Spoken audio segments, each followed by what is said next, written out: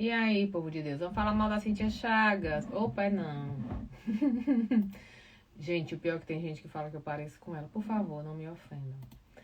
Ó, seguinte, vamos fazer uma análise. Vamos falar sobre o famoso rios que a Cintia Chagas falou sobre o sotaque neutro. Sotaque neutro e comunicação.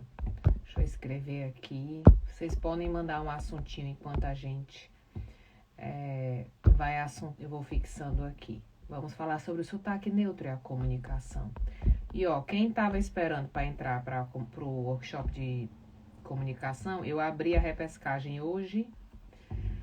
Tá o link no meu stories. E amanhã a gente já tem o encontro da repescagem, tá? Pra gente entender de comunicação. Então, falando de sotaque neutro, eu sou nordestina, eu tenho sotaque do Ceará, né? Meu sotaque é do Ceará. Eu não falo com dialeto cearense quando eu estou falando aqui com vocês. Então, esse rios que a Cintia postou, ele é limitadíssimo em conceitos básicos de comunicação. Então, vamos entender assim. Sotaque é identidade. Sotaque é identidade territorial. Quando alguém te pergunta onde você nasceu, você responde: eu sou do Rio de Janeiro, eu sou de São Paulo, eu sou do Pará, eu sou nordestino, eu sou do Ceará. Nós somos povos ocupantes de território. Então, a nossa identidade, ela está atrelada àquele território. Então, você diz: eu sou daquele lugar, ou seja, eu pertenço àquele lugar. E é por isso que o sotaque, ele trata da identidade, dessa identidade territorial que todos nós trazemos, que todos nós precisamos, tá? Então, os sotaques, eles vão ter esse conceito de identidade. Os dialetos, cada região, às vezes cada bairro, cada cidade, né? Por exemplo, em São Paulo tem o dialeto da ZL, né? Tem o dialeto Faria Limer, tem vários dialetos.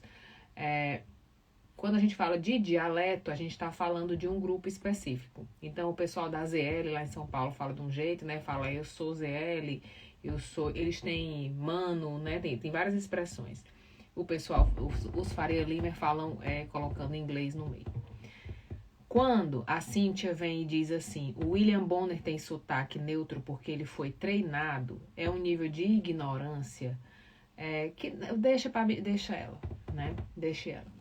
Por quê? Porque não existe sotaque neutro. O que acontece com nós que trabalhamos com comunicação? Se você me segue há pouco tempo, eu sou formada em comunicação. Eu tenho a habilitação nacional de imprensa, o único registro que tem na minha carteira de trabalho.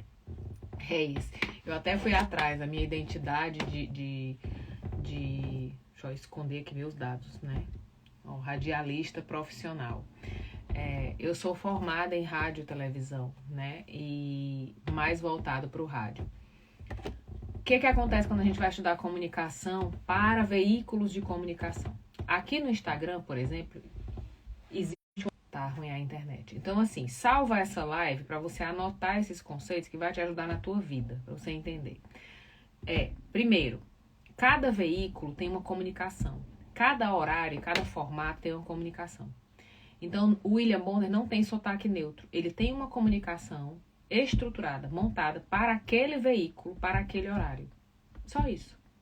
Quando a gente estuda, quando eu fui fazer a minha formação, por exemplo, eu tinha um módulo com uma fonoaudióloga, que era para treinar a nossa respiração, a nossa dicção, a pronúncia de cada palavra. Por exemplo, no rádio a gente fala até 6 frases numa única respiração. Isso é um exercício pesadíssimo. E a gente vai treinando isso durante a formação, tá? E quando eu vou falar, por exemplo, no rádio, quando eu vou falar www, eu não posso falar assim, eu tenho que falar www. Porque eu preciso pronunciar cada letra. Então, quando a gente vai falar de veículos de comunicação, a gente não tem nada a ver com dialeto, ou com gírias, ou com sotaques. Tem a ver com um treino de comunicação que envolve didática. Eu tenho que montar isso numa sequência lógica para que você entenda. Que envolve a escolha das palavras, porque eu preciso escolher palavras simples, uma vez que eu vou falar para todo o território nacional. Então, todas as pessoas de todos os lugares do Brasil precisam me entender. E existe a questão do treino de linguagem. Ou seja, a minha comunicação, a minha articulação bucal, a minha respiração, as palavras que eu vou dar ênfase, tudo isso tá montado, tá? Então não tem a ver com sotaque. Eu entendo bem o que o William Bonner fala, o que a Fátima fala, o que qualquer jornalista vai falar, não porque eles não têm sotaque neutro, porque eles têm sotaque sim. Eles têm sotaque de São Paulo, têm sotaque do Rio de Janeiro, mas porque eles foram treinados dentro de um processo de dicção para a comunicação, que é o processo que eu vivi. Muita gente que me segue fala, nossa, mas você fala tão explicadinho. Ah, você tem a dicção de milhões. Eu não nasci com isso. Eu treinei. Eu estudei para isso. Por isso que você vai entender as palavrinhas que eu falo. E, por exemplo, a Ana Maria Braga, de manhã, ela fala, cê sabe. Você sabe que não sei o que, não sei o que. Você sabe, ela não fala você sabe. Porque o programa dela é de manhã. É um programa dentro de casa, falando de comida. E eu tô comendo junto com ela. Tô tomando meu café e assistindo Ana Maria Braga. Então, não dá pra eu falar do jeito que eu falo no jornal, de manhã, tomando café com as pessoas. Entende? Então, ali eu já vou ter abreviações de palavras que são permitidas. Que num lugar de informação como é o jornal, já não vão ser permitidas. Eu vou ter que falar o você, né? O você completo, eu não vou poder falar, você sabe, menina, que não sei o que, então já tem ali também o sotaque. Então, qual é o perigo de um vídeo como esse da Cíntia Chagas, né?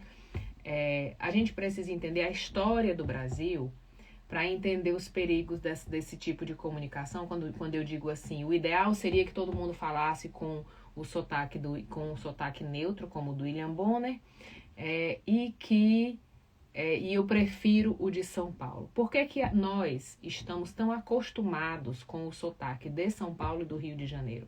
Porque os veículos de comunicação estão sediados lá até hoje. Só que antigamente só existiam eles. Então a gente se acostumou, né, a ouvi-los, e eles nunca foram convidados a diminuir o sotaque, a reduzir o sotaque, né, ou a mascarar o sotaque. Por quê? Porque o conceito de sotaque no Brasil, ele só é utilizado quando a gente fala de Norte e Nordeste. Quando a gente fala de Nordeste, fala que o outro tem sotaque. Quando a gente fala de Norte, fala que tem sotaque. Quando a gente fala do Sudeste, do Centro-Oeste para baixo, não. Já não se cita isso, né? Já não se utiliza isso como diferenciação, tá? Já não é uma coisa que eu escuto muito. Por exemplo, a minha filha, quando a gente morava em São Paulo, uma vez uma mãe reclamou porque a menina dela a minha filha fala cearense como eu, né? Ah, minha filha agora tá falando igual a porteiro por causa dessa menina. Porque eu entendo que as pessoas que falam desse jeito, elas ocupam lugares menores na sociedade, né? Outra coisa que eu escuto muito é, nossa, sua filha aprendeu a falar português aonde? Ela não tem o seu sotaque. Ela não tem sotaque. Eu digo, não, ela tem sotaque. Só que ela tem sotaque de São Paulo, que foi onde ela aprendeu a falar, né? E às vezes ela tem um pouco de sotaque nordestino. Então,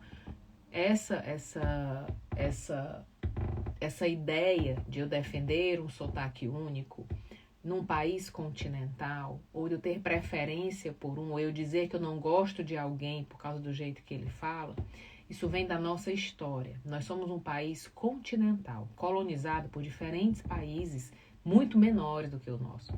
Então, era muito natural que essas pessoas, quando se distribuíram pelo Brasil, se distribuíram os italianos para um lado, os holandeses para o outro, os alemães para o outro, eles tinham esse sentimento de quê? De que aqui é um outro país, porque a referência geográfica de país para eles era uma coisa menor. Não era esse continente enorme, né? A África é um continente dividido em vários países. O Brasil é um país único, né? O Brasil é um país único, então isso é muito diferente, né? Se a gente for comparar com outros continentes. Então, existia esse sentimento de que aqui é meio Itália, ali vai ser a Alemanha, lá para cima vai ser a África, lá para o outro lado vão ser os povos originários. Então, essa ideia de diferenciação de povos através dos sotaques e das falas vem desse processo da colonização. E, infelizmente, se reverberou com a exploração da seca do Nordeste. Então, eu vivi a seca no Nordeste. Só que a gente teve a exploração da seca do Nordeste, que não vamos dar água para esse povo, não, porque enquanto eles tiverem sede, eles serão a mão de obra que vai sustentar a nossa economia. E aí o nordestino vinha, né, para São Paulo, vinha para a construção de Brasília, com várias promessas, e era escravizado. né? Era porque fugia da seca. Teve um ministro que disse, né? Eu lembro na época que eu fazia faculdade de administração, ele disse que o nordestino ia para São Paulo para virar mendigo, porque não tinha escolaridade, né? Então a gente tem uma construção histórica que vai ser inflamada com esse discurso da Cíntia e que que pode trazer para essas pessoas uma desculpa para discriminar, para dizer, eu penso igual a Cíntia, sotaque bonito é o de São Paulo. Eu penso igual a Cíntia, as pessoas tinham que ter um sotaque neutro no Brasil, e aí vão gerando essa divisão. O que a gente precisa entender? Primeiro fundamento da guerra, desunir para derrotar. Toda a estratégia de comunicação que é utilizada para dividir um povo, para dividir pessoas do mesmo povo, é um mecanismo de guerra, é um mecanismo de colocar é um mecanismo de implodir o negócio por dentro. Ao invés de eu ter que jogar uma bomba em vocês mesmos se implodem, tá? É nisso que a gente precisa estar atento. Eu tenho um amigo cearense que perdeu bastante o sotaque, ele veio para SP lá para os seus 20 e poucos anos. É natural que suma alguma coisa. 100% não muda não, porque eu não mudei também, né? 100% não muda não. Por exemplo, eu tenho um sotaque da Paraíba, porque eu estudei na Paraíba, por exemplo, comunicação eu fiz na Paraíba, né? Então, até hoje eu tenho o sotaque da Paraíba também, misturado com o cearense, misturado com o tempo que eu morei em São Paulo, já é um mix, né? Porém, entretanto, todavia, eu nunca vou parar de falar cantando, porque eu não sei falar de outro jeito. Vai continuar assim, né? Eu sei que eu falo cantando. E quando eu chego no Ceará, eu vejo as pessoas falando, cantando, e falo, gente, eu não falo assim, não. Eu falo assim. Não tem o que fazer, tá? Mas é pra gente entender que quando a gente fala de comunicação, a gente não tá falando de linguagem, de idioma. A gente tá falando de jeitos de se comunicar. Você pode ter nascido em qualquer lugar do Brasil e você vai ter uma comunicação que vai ficar no seu grupinho, ficar na sua região, ou às vezes na sua cidade, no seu estado, ou na sua região, ou vai expandir para o Brasil. Isso não tem a ver com sotaque. Isso tem a ver com dialetos. Sotaque você mantém, sotaque é identidade. Dialeto não, dialeto é comunicação regional. Se eu falar com vocês com o dialeto cearense, somente os cearenses vão me acompanhar, vão me entender. Os outros vão ficar.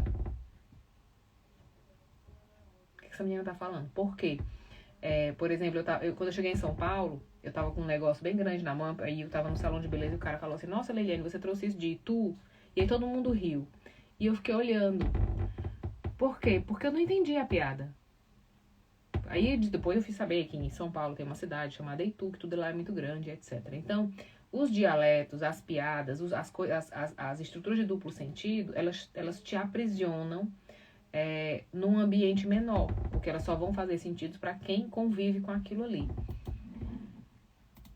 Enquanto que, quando você consegue romper isso, o Whindersson fez isso muito bem, o Chico Anísio fez isso muito bem, tem alguns que conseguem romper essa barreira do dialeto, né, mantendo o sotaque e seguem a vida, seguem conseguindo se comunicar com mais pessoas, tá? E aí pronto, Juliette mesmo. Juliette, quando ganhou o Big Brother, a primeira coisa que diziam pra ela, né? Diminua seu sotaque.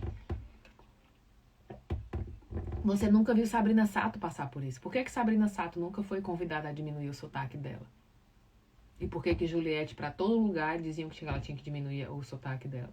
Entende? Porque esse termo só é utilizado num viés de classificar as pessoas por classe econômica, por geografia, por intelecto. Gente que fala assim é o porteiro, é o cara que trabalha num setor mais lá embaixo, que tem pouca educação e etc, etc, etc. Então, aqui não.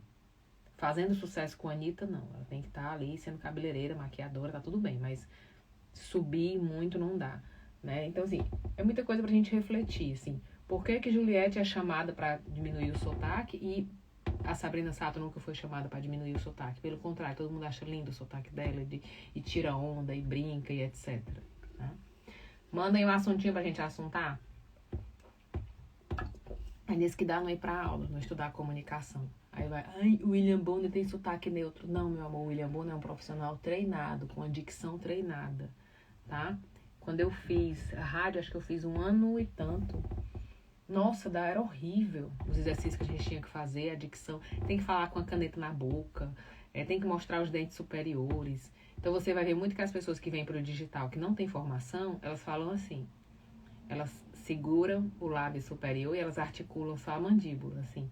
Porque é o hábito de falar. É assim que funciona quando você conversa numa conversa presencial com pessoas, entende? Porém, no vídeo não fica legal. No vídeo você precisa articular, você precisa... entende? Qual é a estratégia de comunicação da Cintia? É uma estratégia perigosíssima, né? Que é a estratégia do deboche.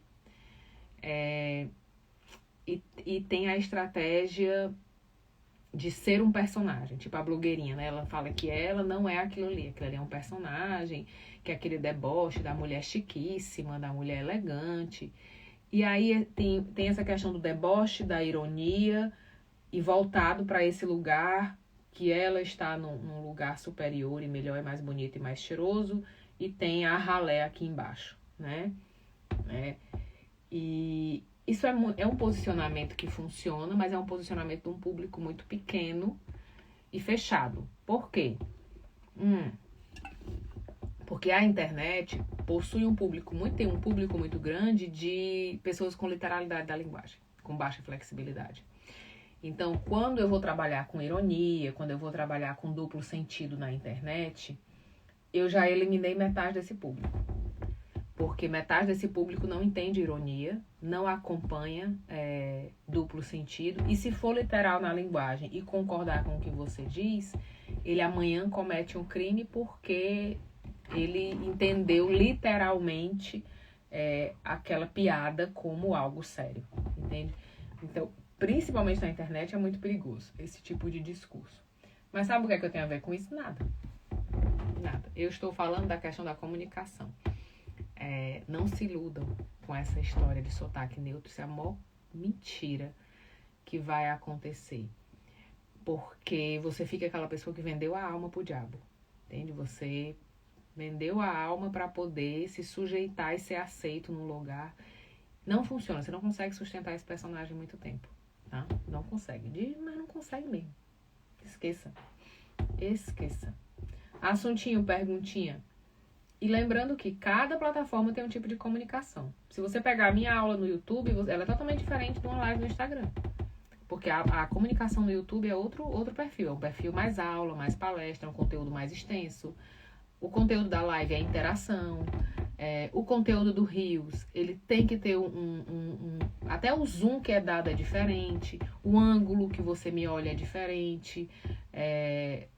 Geralmente, Reels você não pode gravar de frente, assim como você está gravando numa live. Porque tem a questão dos olhos, tem a questão do ângulo, tem a questão do susto. Né? O Reels é uma comunicação mais rápida. Então... tudo isso mexe, tudo isso movimenta, né? Os stories também, já é outro modelo de comunicação. Então, quem acerta o modelo de comunicação do stories, anda. Quem acerta o modelo de comunicação da live, anda na live. E assim vai indo, Então, cada lugar vai ter um jeito de falar. Imagina a Ana Maria Braga apresentando o Jornal Nacional. Não vai funcionar. Porque a identidade que você tem montada em cima dela, e da comunicação dela, e o relacionamento que você montou com ela, não encaixam mais no formato do Jornal Nacional.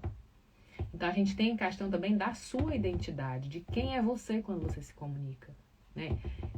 Não adianta você querer ser Ana Maria Braga, não vai funcionar nunca. Vou dar alguns exemplos para vocês. Por exemplo, o Siqueira Júnior. O Siqueira, ele é um personagem. Ou seja, eu não posso pegar o Siqueira, tirar o sotaque dele e transformar ele no William Bonner. Eu vou matar aquela pessoa. Porque o relacionamento que a gente montou com ele tem a ver com um modelo de comunicação mais extrovertido. Então, ele vai passar a notícia, mas ele vai passar a notícia de outra forma. Eu não posso engessá-lo no modelo. Se você assistir, por exemplo, o Jornal do Meio-Dia na televisão, só troca o boneco. Mas todos eles são muito parecidos, né? Eu falo que só troca o Evaristo.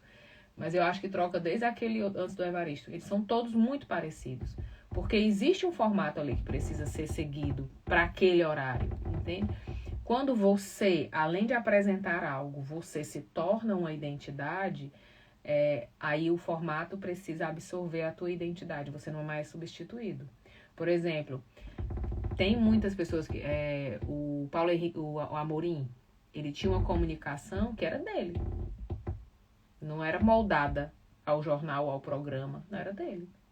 Uma pessoa que tinha uma comunicação... Por que a Xuxa deu certo? Porque o modelo de comunicação dela estava certinho com o tempo onde ela foi para a televisão. A Angélica não acompanhou a mesma coisa, porque a Angélica ela tem um pensamento muito rápido para a televisão. A Angélica ela tem um modelo de comunicação da TV fechada, não da TV aberta. Bote ela na TV fechada, ela vai faturar milhões. Bote ela na TV aberta, vai estar sempre ali. Porque ela pensa muito rápido, fala muito rápido, e o público da TV aberta não é esse. O público da TV aberta precisa de mais troque de câmera, de mais troque de ideias, entende? Por isso que você vai ver, gente, essa é a dificuldade que hoje as pessoas têm de tirar os influencers da internet e jogar na televisão. O cara que é muito bom na internet, raramente ele será bom na televisão. Porque é outra coisa. É outro veículo totalmente diferente. E o cara que tá com controle na mão é diferente do cara que tá com o celular na mão. Ele busca outra coisa. Ele acompanha de outro jeito. Entende? Então, a gente tenta... Você vê muitas pessoas tentando, né? Pegar os influencers e colocar na televisão e fazer um programa de televisão com eles. Porque o cara tem 50 milhões de pessoas na rede social, mas ele não vinga na televisão. Ele não vinga porque ele não é de televisão. A comunicação dele é de internet, não é de televisão. Fizeram com o Whindersson, fizeram com o Carlinhos. Não dá. O Whindersson, ele é o YouTube. O Whindersson, ele não encaixa no YouTube, ele não parece com o YouTube. Ele é o YouTube. O Whindersson é o YouTube. O Felipe Neto é o YouTube. Entendeu? Eles são exatamente a tampa e o pinico daquele canal. Por isso que funcionou tão bem pra eles. Né? Gente, se vocês pegarem, pega o vídeo, dá a dica de sexta-feira pra vocês. Manda um assuntinho, uma perguntinha, eu gosto quando vocês interagem. O vídeo do Whindersson falando dos 50 tons de cinza é homérico. Formato, como eu disse, o Whindersson, ele não faz vídeo pro YouTube, ele é o YouTube. Tanto que agora ele tá de novo dizendo, né, tem vídeo novo no canal e etc. Ele tá voltando a produzir. Ele é o YouTube. Ele é bom. Recording in progress. Ele pode ser bom também na televisão ou no Instagram e etc. Mas ele no YouTube é o lugar dele. É a comunicação... Cala a boca, mulher. A comunicação perfeita dele acontece no YouTube. Ele é o cara do YouTube. Entendeu? Ele está para o YouTube, assim, num formato... Ninguém, né? Tanto que a gente tem hoje os reviews, assim, o Whindersson em 2016, o Whindersson em 2010, porque ele construiu até isso, né? Até essas referências de temporalidade de conteúdo. Manda aí um assuntinho. 2 minutos, que eu tô na live. Tá. Manda aí um assuntinho, que eu já tenho que entrar aqui pro atendimento. Então, é mais ou menos isso, tá? Mas voltando para a pergunta da mina, qual é o modelo de comunicação da Cíntia, né? O modelo é justamente esse da polêmica. É muito esse tema, de cutucar os temas para gerar uma polêmica, né? E aí eu vou gerar reactions, ou seja, eu faço um vídeo para que as pessoas peguem o meu vídeo e façam um vídeo em cima dele, né? Que é aquele vídeo que fica aqui o meu rosto pequenininho e o vídeo dela passando aqui atrás e eu comentando. Então, o modelo de comunicação dela é muito do reaction, da reação, né? De provocar o outro para ele reagir. E aí, essas pessoas vão engajar o meu conteúdo, porque quem dá dinheiro é o hater, né? Quem dá dinheiro na internet é o hater. Então, o modelo da Cíntia é esse. É gerar a intriga, é gerar essa inquietação, é gerar essa pessoa que tem raiva, como que você fala isso, entende? É gerar esses vídeos de react, que é o vídeo aqui atrás, e a pessoa fala assim, até eu compartilhei o do rapaz por causa disso. Você nunca vai me ver fazendo esses vídeos, que eu não vou trabalhar pros outros, né? Ficar fazendo reaction pros outros, isso não gera ticket. Simples assim. Eu trabalho pra mim, não trabalho pros outros. Eu sei o que o outro... Como eu entendo de comunicação e relacionamento, porque eu estudei comunicação, pedagogia e psicologia, eu sei o que o outro quer que eu responda. Eu sei o que ele quer que eu faça quando ele monta uma comunicação. Entende? E aí eu decido se eu vou fazer ou não. Simples assim. Tem um link no meu Stories para quem quiser entrar para a turma de comunicação relacional comercial. A gente amanhã às 9 da manhã vai ter o boas-vindas, tá? Para poder recuperar, porque tiveram algumas pessoas que não puderam estar no ao vivo, então vou fazer um resumão no sábado. Cuida, porque eu não vou botar link na bio, vai ficar só no Stories, sumiu do Stories, sumiu, e amanhã é outro dia e eu tenho que ir embora, porque a cliente tá me esperando. Cheiro.